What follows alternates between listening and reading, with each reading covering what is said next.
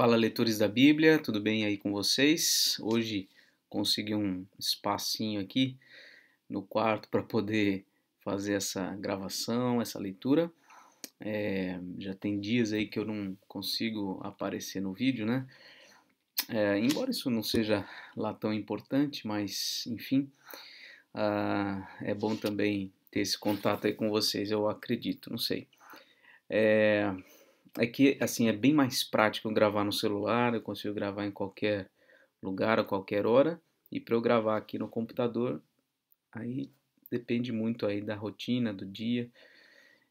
Eu costumava gravar pela manhã, mas aí tenho tido dificuldade para gravar muito cedo, né? Vocês lembram que até eu gravava bem cedo e aí era complicado até por conta do sono, por conta da respiração e tal. Talvez tenha tido uma vantagem eu gravar um pouco mais tarde, né? Mas enfim, estamos aí de volta. Hoje nós vamos completar aí 100 dias de leitura bíblica. Lógico que aos domingos a gente não tem feito essa leitura, não tenho publicado vídeos, mas está aí, 100º dia, hein? Que bênção! Hoje a gente vai ler Josué 11 e 12, o Salmo 100 e Atos capítulo 11. Ok? Então vamos orar. Oh Deus, obrigado, Pai, por podermos completar hoje o 100º dia de leitura neste ano. Certamente alguns dos que têm acompanhado essa leitura bíblica desde o início têm feito isso pela primeira vez e eu me sinto privilegiado, honrado de poder auxiliar, acompanhar e estar junto com estes que pela primeira vez estão lendo a Bíblia, Pai. Que o Senhor, ó Deus, os capacite e dê a eles, ó Deus, o desejo de ler não só esta vez, mas ao longo da vida, o resto da vida, continuar lendo a Tua palavra, Senhor. Põe nos corações fome e sede da Tua palavra. Obrigado, Senhor. Aqueles que já leram anteriormente, estão lendo novamente, da mesma forma, capacita, abençoa e sustenta cada um, não só, Deus, na leitura, mas na prática da Tua palavra, Senhor. Porque essa é a parte mais difícil. É relativamente fácil a gente criar uma rotina. Embora seja difícil, é mais fácil. O difícil mesmo é praticar a Tua palavra, Senhor. Que o Senhor, ó Deus, nos ajude, Pai. Que o Senhor imprima na nossa mente, no nosso coração, o caráter de Cristo, os atributos do Senhor na nossa vida. Expressa em nós a Tua santidade. Expressa em nós a Tua misericórdia, a Tua graça. Faz de nós, ó Deus, gente parecida com o Senhor, em sabedoria e graça, em amor uns pelos outros. Nos ajuda. Precisamos, Senhor, muito do Senhor, do Teu Espírito, constantemente, nos lembrando dos nossos pecados, nos fazendo voltar atrás, corrigindo os nossos passos. Capacita-nos, ó Deus, para a obra que o Senhor quer realizar através de nós. E usa, Senhor, a Tua palavra no dia a dia da nossa vida. É o que pedimos, Senhor. Em nome de Jesus. Amém. Me surgiu uma pergunta interessante aqui que eu acho que eu nunca fiz para vocês. Então eu vou pedir para vocês deixarem no comentário aí. Primeiro, né, alguma coisa relacionada ao 100º dia, se você chegou até aqui, fez um por um até o 100º dia, deixa aí seu comentário, tá bom? E também uma pergunta que eu nunca fiz, eu queria fazer agora. Me veio à mente agora essa pergunta. Queria saber o seguinte: quem é que está lendo a Bíblia pela primeira vez, desde o início? E quem é que já leu a Bíblia inteira outras vezes e agora está lendo novamente? Se quiser, comenta aí quantas vezes você já leu a Bíblia, tá bom? Eu confesso aí que eu não sei exatamente a quantidade, mas eu creio que está aí na 11ª, 12ª vez que eu leio a Bíblia inteira, por aí, tá? Entre 10, 11, 12, por aí, no máximo, tá? Não li mais do que isso. Devia ter lido mais, com certeza, tá bom? E eu queria saber quem é que está lendo pela primeira vez, tá bom? E quantas vezes você já leu? De repente tem gente aqui que já leu mais vezes do que eu também, pode ser, tá bom? Muito bem, vamos lá então a nossa leitura, Josué capítulo 11. Quando Jabim, rei de Azor, ouviu isto, enviou mensageiros a Jobabe, rei de Madom, ao rei Sinrom, ao rei Aksaf e aos reis que estavam na região montanhosa ao norte, na Arabá ao sul de Quinerete, na Cefelá e em Nafatidor, do lado do mar, aos cananeus do leste e do oeste, aos amorreus, aos heteus, aos ferezeus, aos jebuseus, nas montanhas, e aos heveus ao pé do Hermon, na terra de Mispa. Esses jebuseus aqui é da terra de Jerusalém, viu? Ali da região onde depois vai ser implantada a cidade de Davi. Né? Saíram, pois, estes e todas as suas tropas com eles, muito povo, em multidão como areia que está na praia do mar, e também muitos cavalos e carros de guerra. Todos estes reis se ajuntaram, vieram e acamparam junto às águas de Merom para lutar contra Israel. O Senhor disse a Josué: não tenha medo deles, porque amanhã, a esta mesma hora, eu já os terei entregue, todos mortos, aos filhos de Israel. Você mutilará os cavalos deles e queimará os seus carros de guerra. Josué e todos os homens de guerra com ele avançaram de surpresa contra eles, junto às águas de Merom, e os atacaram. O Senhor os entregou nas mãos de Israel, que os atacou e perseguiu até a grande Sidom e até Misrefote-Maim e até o vale de Mispa ao leste. Os israelitas os mataram sem deixar nem sequer um. Josué fez com eles como o Senhor lhe havia ordenado, mutilou os cavalos deles e queimou os seus carros de guerra. Nesse mesmo tempo, Josué voltou, tomou Azor e feriu a espada ao seu rei, porque naquela época Azor era a capital de todos esses reinos. Mataram a espada todos os que nela estavam e os destruíram totalmente. Ninguém sobreviveu. E a cidade de Azor foi queimada. Josué tomou todas essas cidades e também os seus reis. Matou todos, destruindo-os totalmente, como Moisés, servo do Senhor, havia ordenado. Mas os israelitas não queimaram as cidades que estavam sobre as colinas, exceto Azor, que Josué queimou. Os israelitas saquearam para si todos os despojos dessas cidades e também o gado, porém mataram à espada todas as pessoas, até que as destruíram, e ninguém sobreviveu, como o Senhor havia ordenado a Moisés, seu servo. Assim Moisés ordenou a Josué, e assim Josué o fez. Nenhuma só palavra deixou de cumprir de tudo o que o Senhor havia ordenado a Moisés. Assim, Josué tomou toda aquela terra, a saber, a região montanhosa, todo o Neguebe, toda a terra de Gósen, a Cefelá, a Arabá, e a região montanhosa de Israel com as suas planícies, desde o monte Alaque, que sobe a Seir, até Baal-Gade, no vale do Líbano, ao pé do monte Hermon. Também venceu todos os seus reis e os matou. Por muito tempo Josué fez guerra contra todos esses reis. Não houve cidade que fizesse paz com os filhos de Israel, a não ser os heveus, moradores de Gibeão, aqueles lá que fizeram aquela aliança. Todas as demais foram tomadas por meio de guerra. Um detalhe aqui só para a gente destacar, o versículo 18, ó, por muito tempo Josué fez guerra contra todos esses reis. Ué, mas por que muito tempo, se aqui está tão rapidinho, né? Tantas guerras, batalhas e vitórias tão rapidamente? Esse livro nos conta um resumo, tá? A gente não tem aqui o detalhamento de todo o tempo que demorou para cobrir toda aquela região, tá bom? E ainda ficou muito povo, depois a gente vai ver. Já matou um bocado, mas ainda ficou mais gente, tá? Depois vai aparecer isso aqui. Porque o Senhor vinha, porque do Senhor, aqui ó, do Senhor vinha o endurecimento do seu coração para saírem à guerra contra Israel, a fim de que fossem totalmente destruídos e não se tivesse piedade alguma. Pelo contrário, fossem totalmente destruídos como o Senhor havia ordenado a Moisés.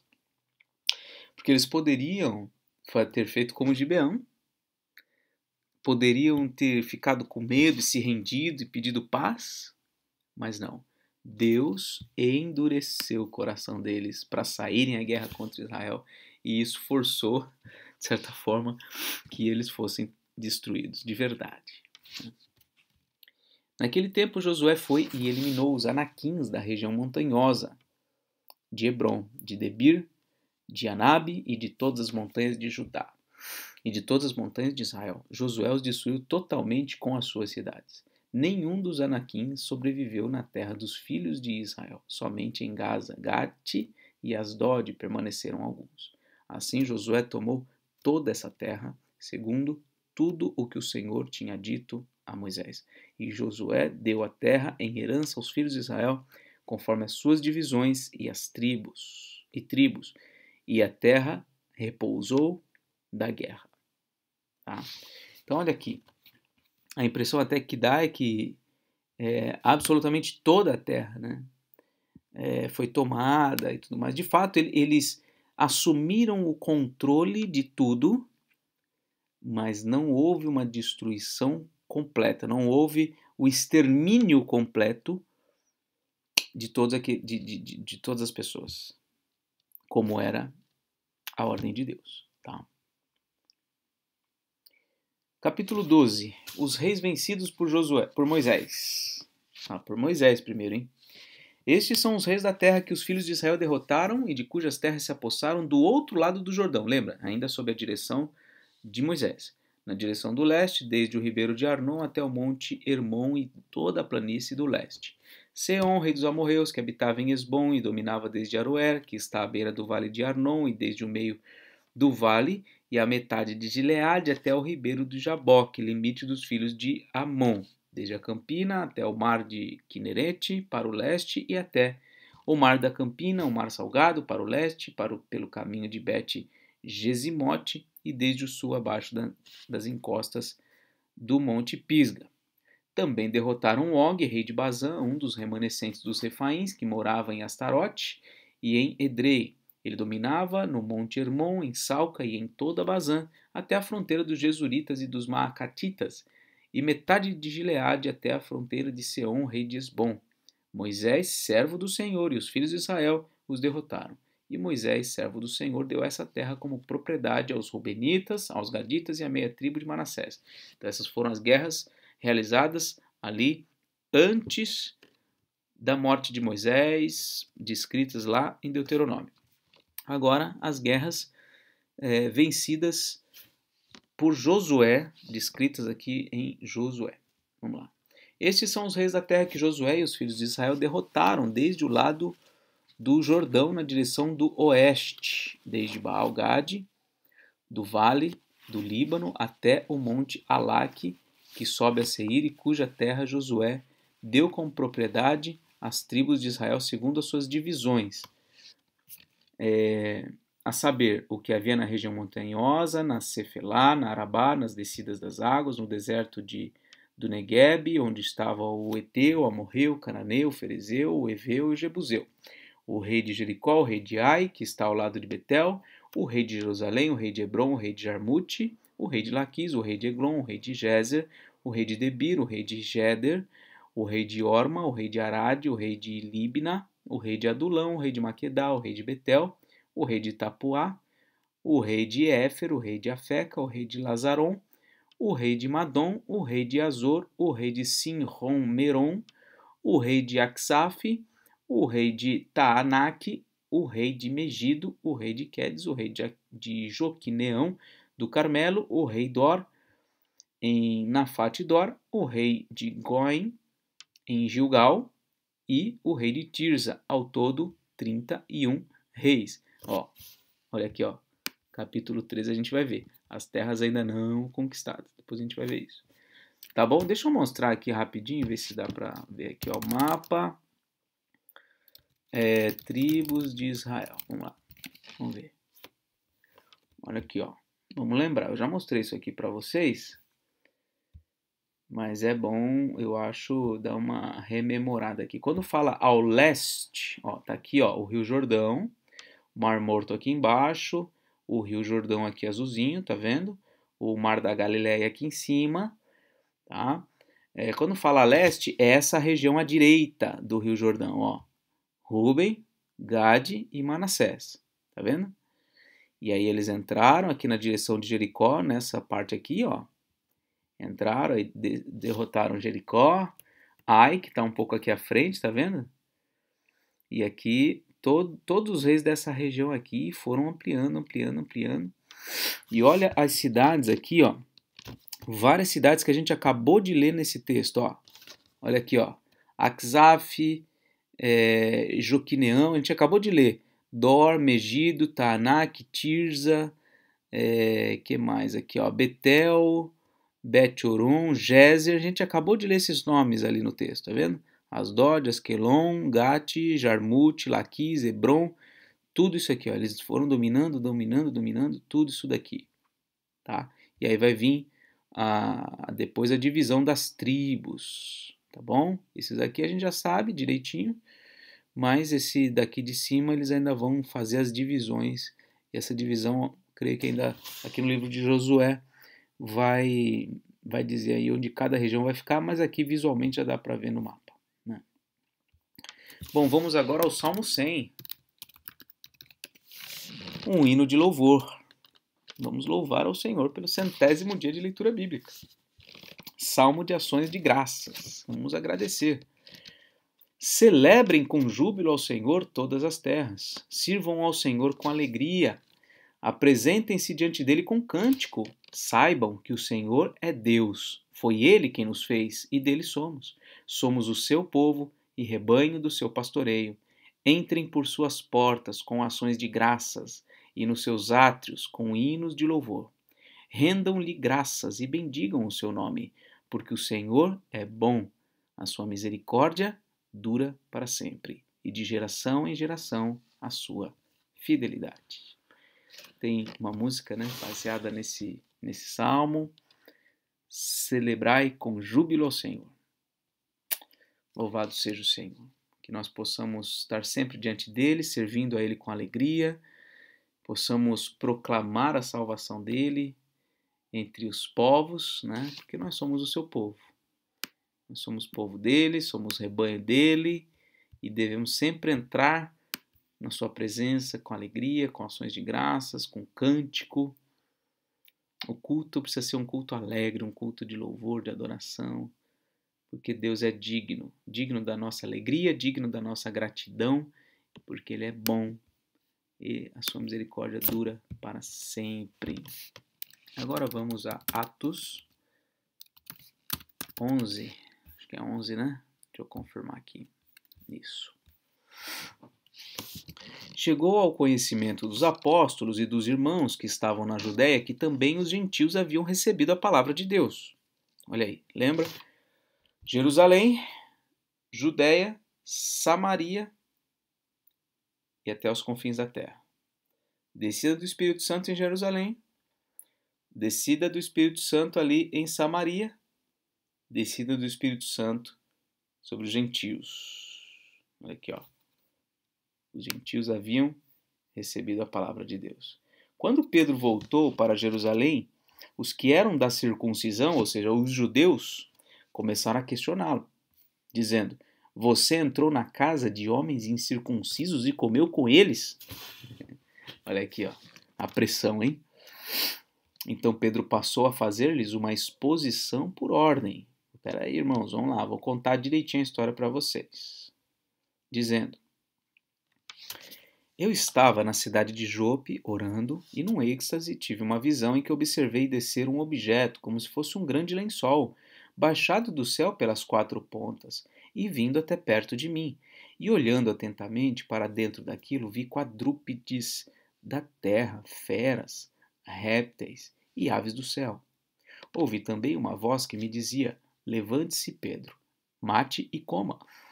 Ao que respondi: de modo nenhum, Senhor, porque em minha boca nunca entrou nada que fosse impuro ou imundo. Pela segunda vez, a voz do céu falou: Não considere impuro aquilo que Deus purificou. Isso se repetiu 3 vezes. E de novo tudo foi recolhido para o céu. E eis que na mesma hora pararam diante da casa em que estávamos 3 homens enviados de Cesareia para se encontrar comigo. Então o Espírito me disse que eu fosse com eles, sem hesitar. Porém foram comigo também estes 6 irmãos, e entramos na casa daquele homem. E ele nos contou como tinha visto na casa dele um anjo em pé, que lhe disse: Envie alguém a Jope e mande chamar Simão, que também é chamado de Pedro, o qual lhe dirá palavras mediante as quais você e toda a sua casa serão salvos. Quando comecei a falar, o Espírito Santo caiu sobre eles, como também sobre nós no princípio. Então me lembrei da palavra do Senhor quando disse: João, na verdade, batizou com água, mas vocês serão batizados com Espírito Santo. Pedro lembrou da mensagem de João Batista. Pois se Deus deu a eles o mesmo dom que tinha dado a nós quando cremos no Senhor Jesus, quem era eu para que eu pudesse resistir a Deus? Quando os demais ouviram isto, acalmaram-se e glorificaram a Deus, dizendo: Então também aos gentios Deus concedeu o arrependimento para a vida. Olha que alegria que Deus colocou no coração deles. Eles poderiam ter se mantido resistentes, preconceituosos, mas não, eles louvaram a Deus, porque Deus havia estendido a sua graça salvadora aos povos de fora de Israel. Isso aconteceu também no Antigo Testamento, mas num nível assim muito, muito pequeno. Pessoas pontualmente foram alcançadas pela graça, foram salvas. Mas aqui é diferente. Aqui é a expansão do reino de Deus, para além das fronteiras de Israel. E aqui um dos textos que eu mais gosto no livro de Atos. Os que foram dispersos a partir da perseguição que começou com a morte de Estevão se espalharam até a Fenícia, Chipre e Antioquia, não anunciando a palavra a ninguém que não fosse judeu. Alguns deles, porém, que eram de Chipre e de Cirene e que foram até Antioquia, falavam também aos gregos, anunciando-lhes o evangelho do Senhor. Vamos lá. O que esse texto está contando para a gente?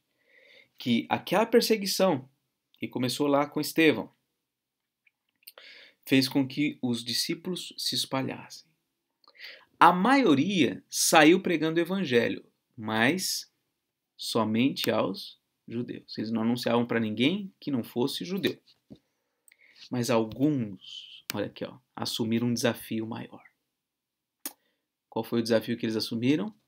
Anunciar o evangelho do Senhor também aos gregos. Legal, né? E olha o que aconteceu, o que o texto está dizendo. A mão do Senhor estava com eles. E muitos, crendo, se converteram ao Senhor. Deus usou estes que assumiram um desafio maior. O desafio de levar o evangelho a gente diferente. A gente de cultura, de pensamento, de ideologia, de tudo, de religião, de tudo diferente. Eles levaram o evangelho, anunciaram o evangelho. E a mão do Senhor estava com eles. E muitos se converteram. Legal, né? A notícia a respeito disso, né, a respeito deles, chegou aos ouvidos da igreja que estava em Jerusalém. Veja, mesma coisa que aconteceu lá com Samaria, lembra? Filipe pregou em Samaria, o evangelho ali foi pregado, coisas aconteceram, e aí Jerusalém ficou sabendo e mandou uma comitiva. Aqui é a mesma coisa. A notícia chegou nos ouvidos da igreja de Jerusalém e enviaram Barnabé até Antioquia. Não foi uma comitiva, foi Barnabé. A gente não sabe se foi mais alguém com ele. Está dizendo aqui só que foi Barnabé. Barnabé. Quando ele chegou, olha só, quando ele, o Barnabé, chegou e viu a graça de Deus, ele ficou muito alegre. Ele viu a graça de Deus. Como que ele viu isso? ele viu pessoas convertidas a Jesus. Pessoas que criam em Jesus. E olha aqui, ele exortava todos a que com firmeza de coração permanecessem no Senhor. Exortação é sinônimo de encorajamento. Ele encorajava todos a que permanecessem no Senhor com firmeza de coração. Barnabé era um líder encorajador. Ele animava as pessoas a permanecerem firmes no Senhor. Por quê? Versículo 24, porque ele era um homem bom, cheio do Espírito Santo e de fé. Uma igreja estava sendo formada porque vários irmãos assumiram um desafio maior de levar o evangelho para eles. E aí vem um líder piedoso, um líder guiado pelo Espírito Santo, cheio de fé, um líder que é encorajador. E aí, olha como os elementos vão se formando. Gente, discípulo que assume desafio. Um líder piedoso que encoraja as pessoas a permanecer firme no Senhor. Quando esses elementos se mesclam, se unem, olha aqui, o resultado é esse. Muita gente se uniu ao Senhor. Muita gente se uniu ao Senhor. O que está acontecendo aqui, meus queridos? Por isso que eu gosto muito desse texto. Esse texto está descrevendo como foi implantada a primeira igreja cristã fora de Jerusalém. É um texto muito significativo. Atos conta o princípio, como se deu as coisas no começo. Essa é a história da primeira implantação de uma igreja fora dos limites de Jerusalém, em Antioquia. E essa igreja, a gente vai ver lá em Atos 13, essa igreja se torna a base missionária a partir da qual Paulo é enviado para as nações. É muito interessante ver isso. É sensacional. Versículo 25. Depois Barnabé foi a Tarso, olha só, olha mais um elemento chegando aqui, ó.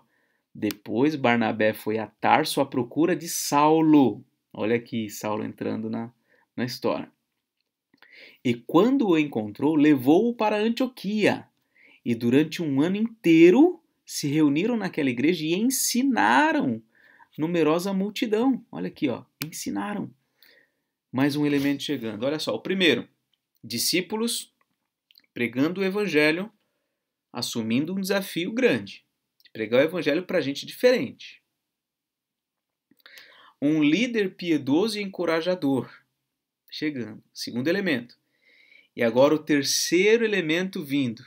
Uma equipe, no caso Barnabé e Saulo, uma equipe preparada para o discipulado, para doutrinação, para solidificar as pessoas na palavra, nas escrituras.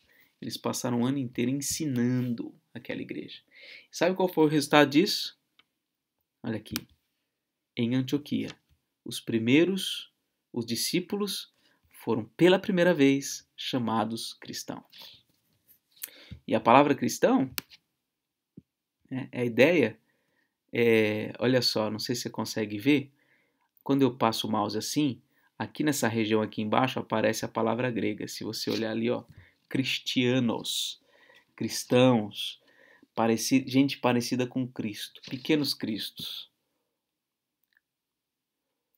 Ali, por conta de tudo isso, de uma evangelização eficaz, partindo de gente que assumiu um desafio grande, né? Evangelização é a primeira fase.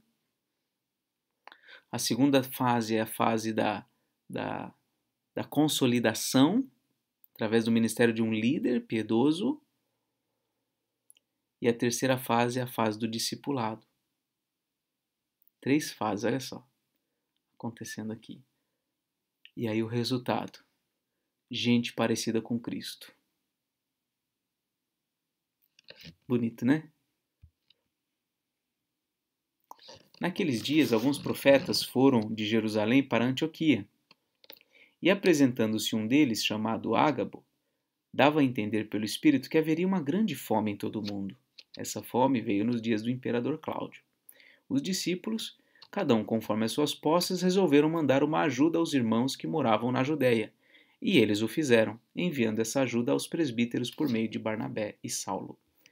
Esse versículo aqui fala ali de uma situação bem complicada que houve, de fato, né, essa fome que atingiu muito fortemente a igreja em Jerusalém.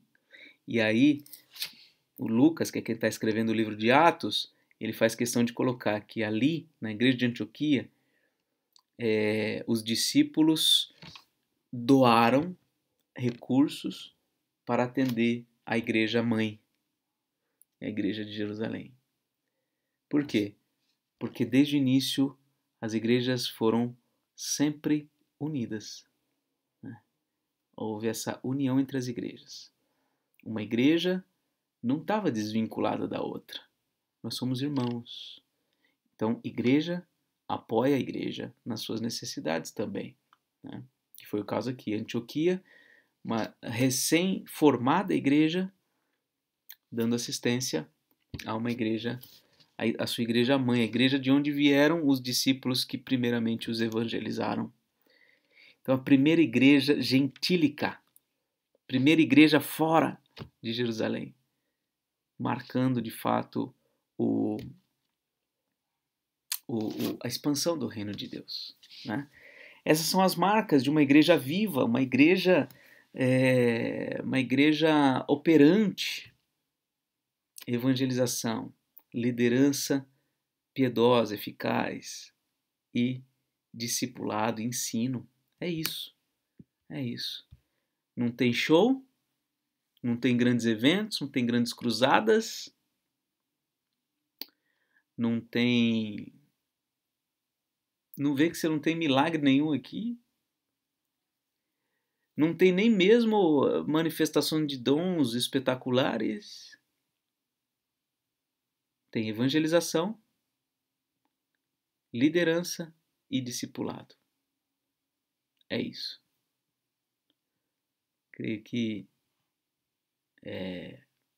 isso aí são os elementos primordiais que me parece que serão característicos da plantação das igrejas todas por vir, ou como vieram, né, no Novo Testamento.